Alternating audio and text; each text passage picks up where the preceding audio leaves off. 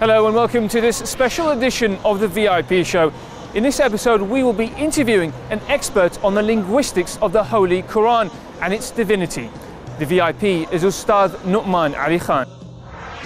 Ustad Nouman Ali Khan lives in the USA and is the founder of the Dana Institute for Arabic and Quranic Studies. His lectures and speeches on the linguistic interpretation of the Holy Quran are widely shared. Ustad Nouman is listed as one of the most influential Muslims in the world. Well, I was born in former East Berlin. My father served in the Pakistan embassy. So I was there until about the age of 6. I spent very little time in Pakistan, about 6 to 8 months in Pakistan. Learned a little bit of Urdu. My first language was actually German. And then we moved to Saudi, to Riyadh. And from about 1986 to 92, I was in Riyadh. We went to sort of a separated neighborhood, Urdu-speaking schools. فَلَمْ نَتَعَلَّمْ الْكَثِيرُ مِنَ الْعَرَبِيَّة. I didn't learn much Arabic, but learned a lot of Urdu, some English. And then since 1993, I've been in the United States. We moved to the United States. I went to high school in the US, I went to college in the US, and I've been there since. How was your relationship with, of course, Islam itself? You said, there was a while where you became an atheist. Yeah, I went why, to quite a few why is phases. that? Well, the simple version of that is when I went to the United States, of course I had gone straight from Saudi, a little bit of time in Pakistan and then to the US. And I went to public school, I went to high school. Majority of the people around me were non-Muslims. Actually, I didn't know any Muslim for the first 2 years, or first year of high school, I didn't know any Muslims. And the environment is completely different, the language is completely different, and just a natural tendency for a young person is to try to fit in.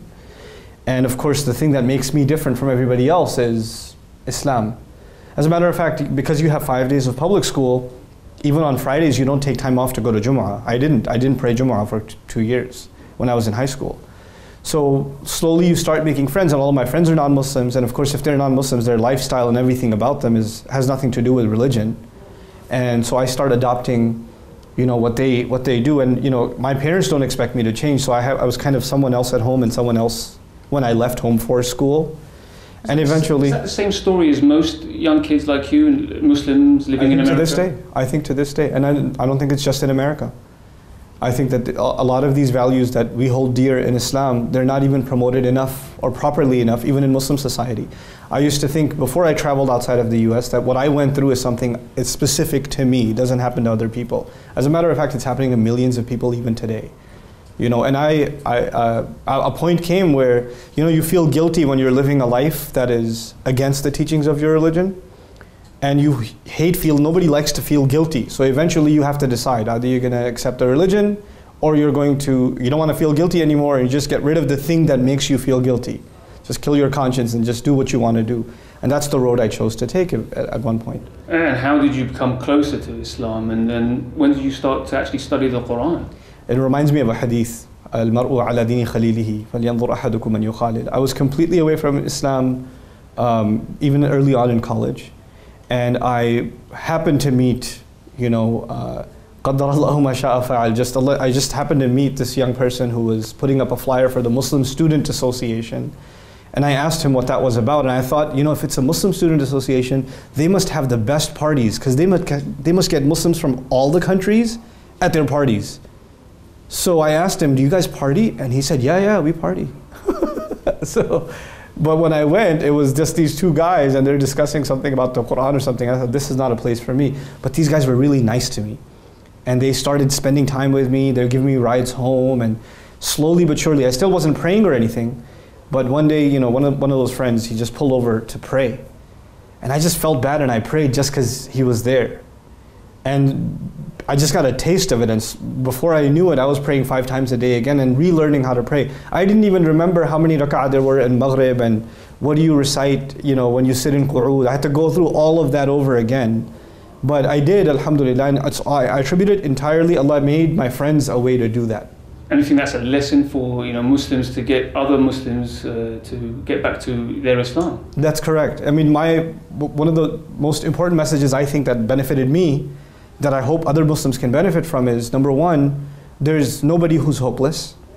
Because if you saw me in college and you were religious and you just came out of Salat and you saw me walk by in high school, you would look at me and say, Astaghfirullah al-Azim, look at these people. I was one of those guys. But then somebody decided not to judge me and just think of me as just a human being who has some goodness in them, you know? And we have to do that for other people. We have to have some patience with them in giving them Islam, you know? And it's not going to happen overnight. And this brother that I'm talking about, one of my best friends in life, he never actually gave me da'wah to Islam. He never actually told me to pray. He never told me about the Quran. Hafiz Quran, wala ma'arif. I had no idea. And he's the one that, just through his company, little by little by little, and it was a good year-long process that he did this with me for, subhanallah, that I came towards the deen.